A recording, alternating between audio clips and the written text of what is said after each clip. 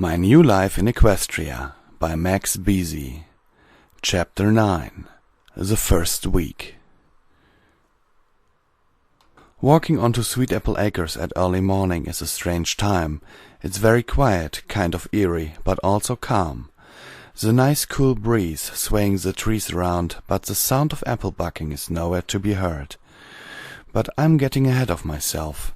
After yet another week of nothing entirely interesting, save for being flung into a tree by some blue unicorn that referred to herself in the third person constantly, it was time to commence with my job as an assistant to the apple family as they began apple bug season. I woke up super early for this, since none of them gave me a specific time to come over, despite the fact that I showed up every other day of the week to hang out with them. Maybe they forgot to tell me, or maybe they did and I was being dumb, who knows? Probably the latter, considering my intelligence levels. I went up the steps and knocked on the door. Immediately it flung open, revealing Applejack as a smile adorned her face. "Matt, how nice of you to come to the farm so early." "I wasn't sure what time you wanted me to come on by. I don't think we set up a time." "Considering how you sleep, we didn't expect you for another couple of hours. You want some breakfast?" "I had a small bite already, but thank you." "Oh, horse apples, come in. One tiny little bite isn't going to keep you going for all that lifting you're gonna do." She pulled me inside and shoved me into the kitchen, where the rest of the family was having their breakfast, which contained either cereal, apples, or apple pie. What was a dessert where I came from was a breakfast item here. Should be strange, but I've been here for a month now, and I have become desensitized to the whole thing. I had my fill of an apple and some whole grain cereal before Applejack and Big Mac were ready to go for the first big day. Applejack mentioned how excited she was to be apple bucking with the extra help. She talked about one time when she did most of it herself after Big Mac's back was injured from a freak tree accident. By the time she was halfway through, she went more than little nuts before Twilight and the others came along to help. Stretching my legs, arms, and cracking my knuckles, I was ready to go. This was going to be my job for the next couple of weeks, and I was going to do my best to enjoy it. As the 10 o'clock bell rang, the first kick came. Applejack and Big Mac went from tree to tree, bucking apples off like they've been doing it for their whole lives. I would empty the barrels into the wagon and setting them up by the trees they will be going to. The process started off rather hard, considering that I was still tired from waking up so early in the morning, but I got the hang of it after a bit of moving around. That's not to say there weren't any mishaps, though. In my haste, I ran into a tree mid-applebuck and was instantly bombarded by a ton of apples. I got a good bump on the head for the rest of the day. There was also the case of Applebloom and her friends. Because of them, I had my first encounter with one of those random opening cellar doors Twilight warned me about during my first week in Equestria. As I was pulling the wagon back to the farm to empty out the apples, the door opened in front of me and I fell inside, scaring the bejesus out of the Cutie Mark Crusaders. Received a few bumps and bruises in the process, but nothing seriously injured. Maybe my pride, but that went away a long time ago.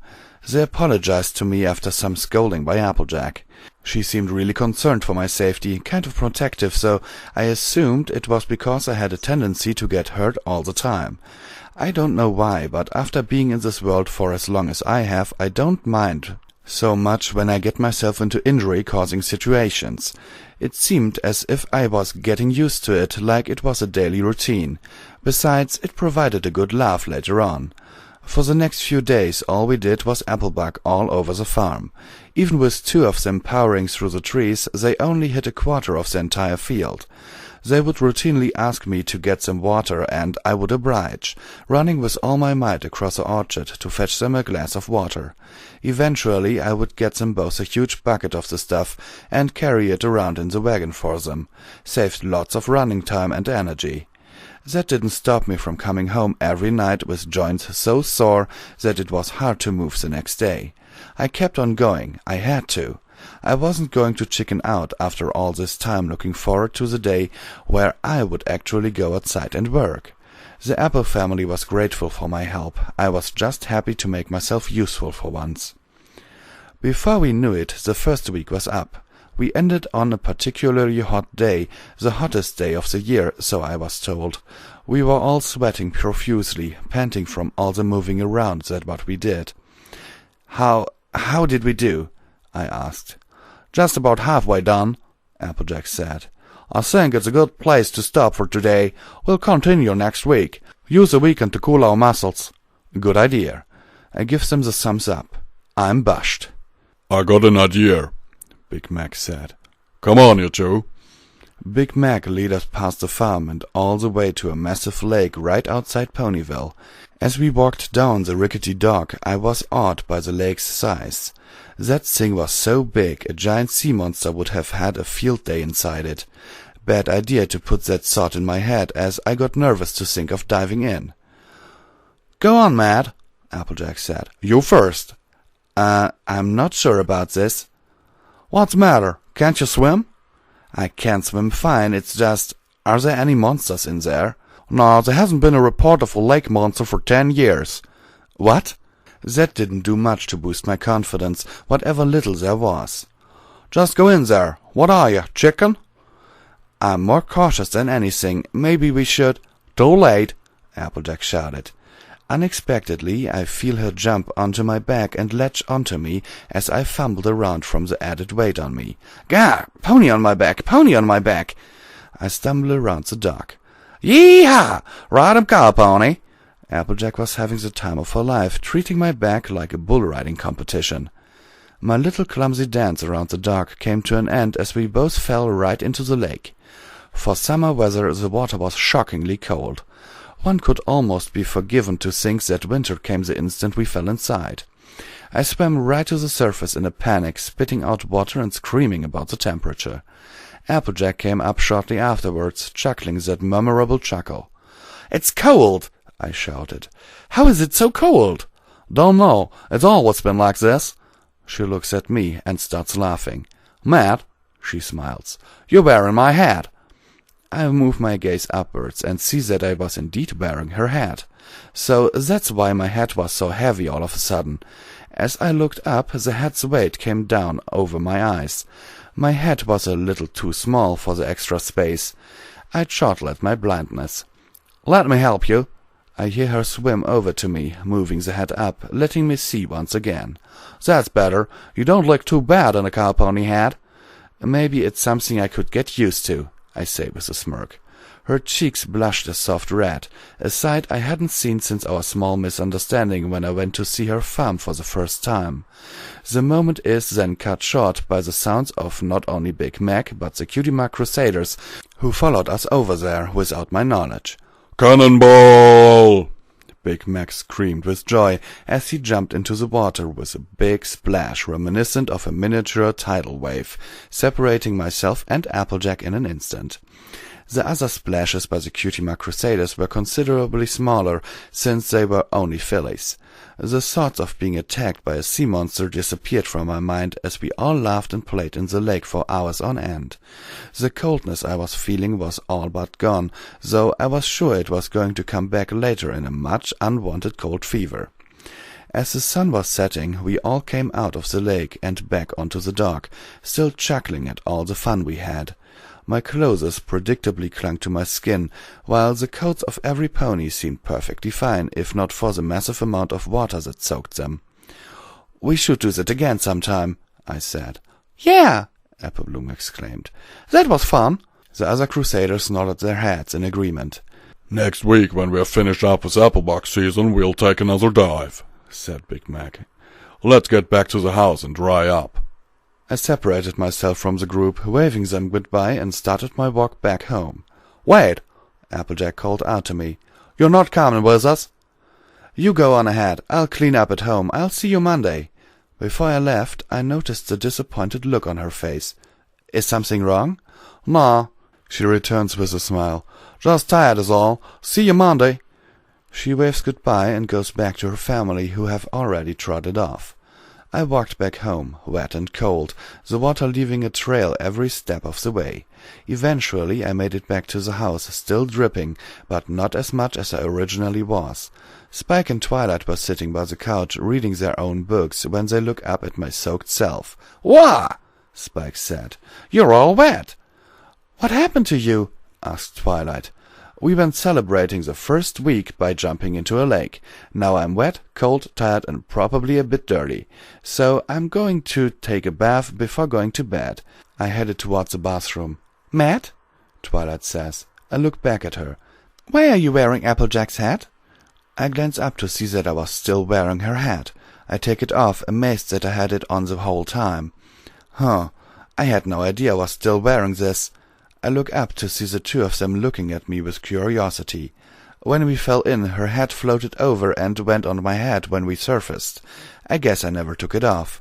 I trailed off as I looked back at the hat. I stared at it for a while, what felt like an eternity. Applejack knew I still had it on, but never asked for it back. She could have taken it from me before I left. Was that why she wanted me to come with them? Did she think I was stealing her hat? I hope not. If she did, she would have said something, wouldn't she? Maybe, just maybe, the reason why she was so disappointed was... "Matt?" Twilight interrupted my thoughts. I snap out of it and look up. "Are you okay?" I shake my thoughts away and do what I could do to act like nothing was wrong. Yeah, I'm good. I'll go return the hat to her tomorrow." I put the hat on the rack by the door. "Time for that bath," I proclaimed as I walked to the bathroom. Twilight and Spike gazed still, following my movements until I closed the door. The following afternoon, after some time relaxing and doing some small chores around the house, I decided it was time to go back to Sweet Apple Acres and return Applejack's hat to its rightful owner. The hat was all dried up by the time the clock struck 3 o'clock, and was in perfect condition. Those cow-pony hats are a durable bunch, I tell ya. I strolled to the farm in no rush. She was probably going to be there with the family. If not, then I could always have given it to Granny Smith or put it on the porch. As I walked, I noticed that the clouds were forming. But it wasn't like a normal cloud formation. The Pegasi were moving the clouds into a bunched-up supercloud. Rainbow Dash was amongst those putting the clouds up. "Hey, Rainbow!" I shouted. I caught her attention. "Oh, hey, Matt!" She smiled and waved. "What are you doing with Applejack's hat?" "Long story. I'm going to bring it back. What's with the clouds?" "We missed a few deadlines to make some small rainstorms, so we have no choice but to make a super-duper rainstorm. You better hurry up if you don't want to get drenched." "Will do, thanks." I had no time to question the logic of equestrian weather. I waved Rainbow Dash off so she can continue with her work, and ran as fast as I could to the farm. I made it within 5 minutes of just straight-on running. There wasn't a deadline for the storm to start, as far as I knew, but better safe than sorry. I knocked on the front door, and it opened up. Applejack was once again on the other side. She seemed genuinely surprised to see me. "Matt, what are you doing here?" I was out of breath. It took a bit to get the next few words out. "I came to see you." She blushed again, until I raised the hat up to her. "I didn't realize I was still wearing this when I left. Oh, God." I breathed in and out. "Are you all right, Sugar Cube?" "Yeah, sure, totally fine. Just ran a couple of miles non-stop to get here, but I'll be okay." "Why would you do a silly thing like that?" "Oh, you know, getting exercise, avoiding rainstorms." "Avoiding—" We hear a rumble in the clouds, the sound of thunder. "Oh, not again. Get inside now." No, it's fine. I just wanted to—" "Sorry, Matt, but you have to get inside now." She doesn't give me much of a choice, clamping onto my shirt with her teeth and pulling me inside. I let out a cartoonish yelp as she threw me in and slammed the door shut, locking it multiple times. Where's the fire?" I asked. "Storms like this get real nasty. I ain't gonna let you run out there without any protection." "Okay, then give me an umbrella or something. I'll return it tomorrow." She pauses for a second, looking at me. It looked like she was considering it for a few seconds, but then she shakes her head, refusing my request. "I don't want to risk it, Granny Smith." She calls out to the kitchen. Granny Smith pokes her head out. "What is it?" she asked. "Put another bowl on the table. Matt's gonna stay with us tonight." "Tonight?" I questioned. "But—" "No buts, mister. I'd hate to lose you out in that storm. She stops, like she was going to say something. "I mean, we think you're too valuable." "Oh, well, thanks, I guess." I put the hat back on her head, adjusting it for her. There, perfect. Thanks, she chuckles. But you put it on backwards. She readjusts it. Now it's perfect. I never had dinner with the Apple family before. Lunch, yeah, but dinner? No. I sat where I normally sat at the table, eating an undeniable delicious vegetable stew Granny Smith made. She was watching me take a bite after bite of it, wondering if I liked it. I merely gave her a smile and a nod, and she went back to eating her helping. "So, how long are you gonna stay here?" Apple Bloom asked. "Until the morning, unless the storm continues."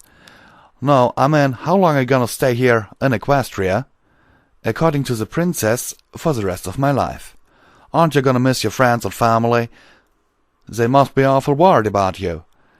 It had been a long time since I considered what my family might have been going through when I disappeared. By this time I would have given them a call to tell them how I was doing. Since I hadn't, they must have thought I either died or refused to answer their calls, both bad outcomes to their predicament. My parents were pretty great folk, and I feel bad for leaving them the way I did. I only wish there was some way to contact them, to let them know I was safe and with friends. Looking around the table, I realized I trailed off with my mind. "I am," I replied. "But there's nothing I can do about it now, unfortunately." "What were your parents like?" "Apple Bloom," Applejack said sternly. "No, it's okay," I assured her. "They were nice people, sure. They were a little demanding, but that's what parents were like where I came from. They still took me to places, cheered me on to do my best, and tucked me into bed when I was younger. They were the only parents I had, and I wouldn't have traded them for the world."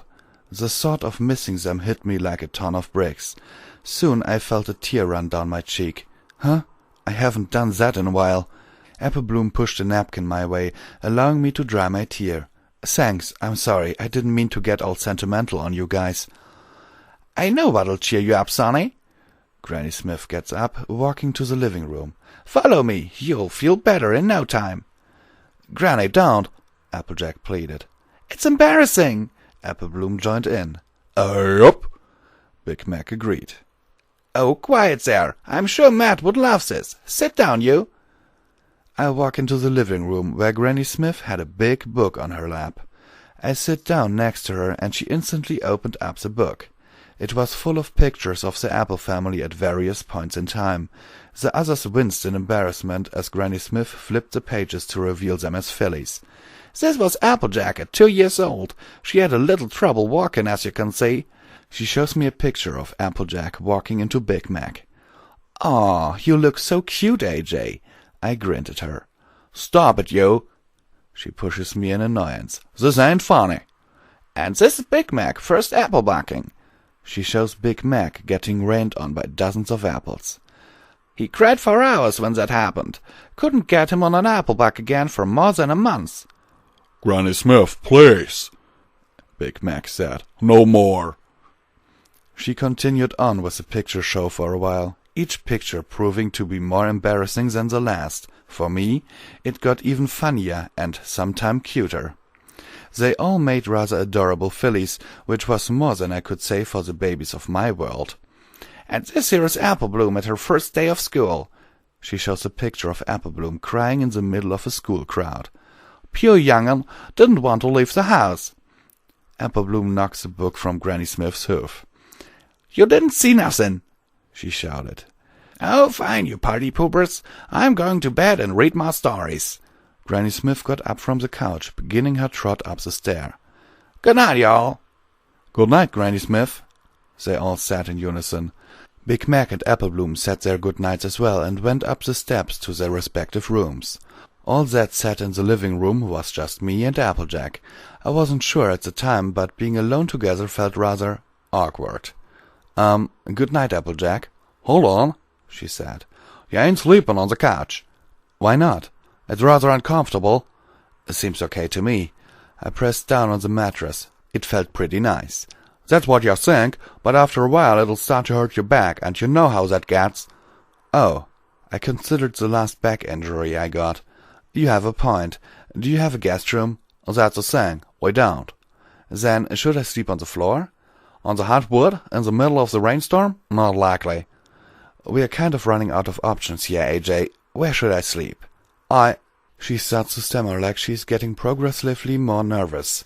"You can't sleep in Granny Smith's bed. Her snoring sounds like a train. You can't sleep in Applebloom's bed because she wouldn't like that. And Big Mac?" "Because he's Big Mac," I completed her explanation. "Right, so that just leaves—" She doesn't say it, but she doesn't have to. "Is that okay?" I asked. "Look, I don't think you have any other options, but if you try anything—" "I wouldn't dream of it," I told her. "I'm more worried about you," I say with a chuckle. "Knock it off," she giggles, whilst lightly punching me with her hoof. "I'll get an extra blanket." She led me to her room and placed the extra blanket on her bed. It looked big enough to fit the both of us. I glance over at the clock and see that it reads close to 10. Was I really there for that long? I suppose the looking at those pictures with the family took longer than I thought. Applejack was the first to get into bed.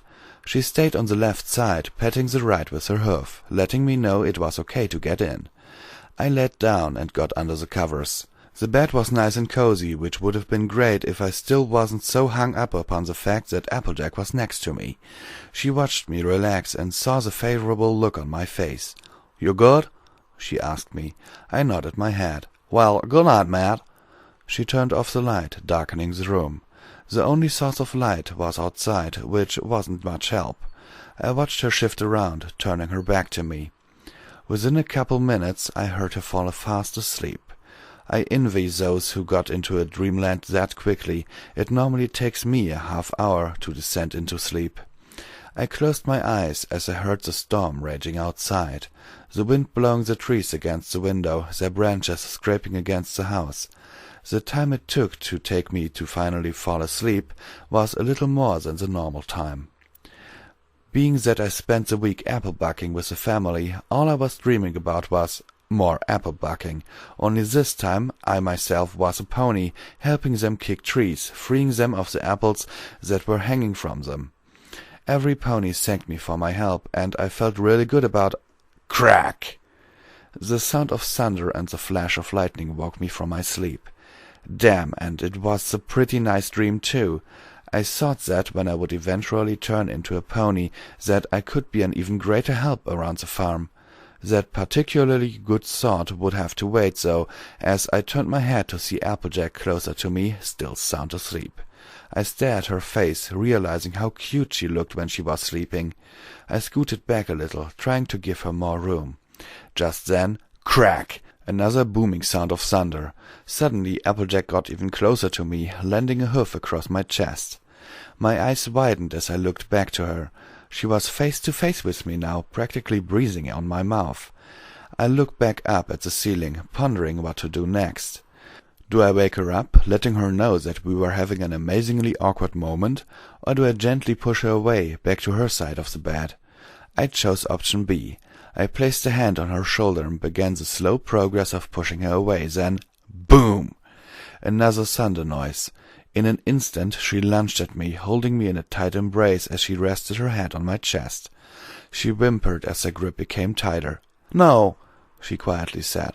"No, don't leave me." A sigh left my mouth. A nightmare, I thought. She's just having a nightmare. Still doesn't excuse the fact that my heart is now racing and my cheeks are flush with red. After the initial shock, her breathing became calmer and eventually synchronized with mine as I got calmer. Her hug was too tight, there was no way I was going to get her off. I could wait until she relaxed more, but somehow I'm getting tired again. To hell with it. Slowly I rest a hand on her hip, another on her shoulder, and I held her close to me like one would a loved one. What the hell am I doing? I questioned myself. I shouldn't be doing this. I was too relaxed. I fell asleep in an instant. The morning sun came, the clouds have dissipated, and I awoke to the sound of birds chirping. I looked down to see Applejack still with her forelegs on me, but not as tight as they once were. I moved a lock of her mane off her face and saw that she was sleeping peacefully on my chest. As I smiled, I heard the small sound of some pony clearing their throat. I looked to the left to see the door was open. I looked to the right to see Applebloom with a smirk on her face. Before I could open my mouth, she stopped me, pointing at Applejack. I knew what she meant. She didn't want me to disturb Applejack's sleep. Apple Bloom walked out the door as I gently pushed Applejack off me. Once I was free from her embrace, I slowly got out of bed and went into the hallway where Apple Bloom waited for me. I closed the door. "Apple Bloom, it's not what you—" "Oh, no," she interrupted. "You do? How?" "She gets like that sometimes during storms. I would normally check on her and she would be grabbing a pillow. In this case—" "Me," I finished her thought. "You didn't seem to mind, though," she said with a slight tone of voice. "It's not like I had much of a choice. She had a vice grip on my body." "I'm sure she did," she chuckled. "Listen, I have to get going. When she wakes up, tell her thanks for taking me in." I go downstairs. Apple Bloom follows down. "You're not staying for breakfast?" she wondered. "Not today. I have things to do," I lied. I just wanted to get away for a while. I put on my shoes and opened the door to leave. "You like her, don't you?" Her question gives me pause. "Yeah, she's great." I try to play it off. I couldn't ask for a better friend. "That's not what I meant. I've seen the way you look at her. It's the same look I saw not a few seconds ago. Just admit it." Again I pause.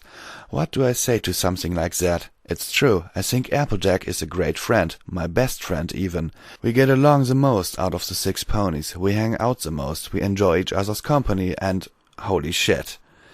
Apple Bloom is right, I like Applejack. I mean, I always liked her. She was a smart, kind pony who I thought would make any stallion lucky to have her. But it's deeper than that now.